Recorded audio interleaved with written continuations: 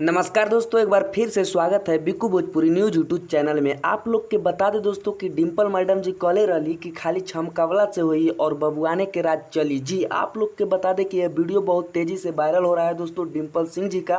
तो आप लोग वीडियो को पूरा देखिएगा, इसी वीडियो का जानकारी हम इस वीडियो में बताने वाले हैं दोस्तों। सबसे पहले तो आप लोग के बता देते हैं दोस्तों कि कुछ लोग हैं और खेसारी लाल यादव जी के कुछ फैंस हैं जो कि मज़ा ले रहे हैं दोस्तों। तो बता दें दोस्तों कि मज़ा लेने वाले को रोका नहीं जा सकता है, लेने दीजिए। और आप लोग के बता दें कि अपने अपने जगह सब कोई बोलता है दोस्तों और सब कोई मज़ा उठाते हैं। चलिए एक इंटरटेनमेंट में समझिए। और आप लोग के बता दें कि खेसारी लाल यादव और डिम्पल सिंह जी का एक बवाल लेवल का गाना शूट हुआ है दोस्तों, जो कि शूटिंग क्लिप भी वायरल हुआ है दोस्तों, आप लोग देखे हैं।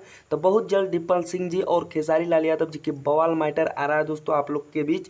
तो आप लोग इस वीडियो को पसंद किए हैं तो लाइक कीजिए और चैनल को सब्सक्राइब कीजिए। धन्यवाद दोस्तों, फिर मिलेंगे बवाल खबर के साथ।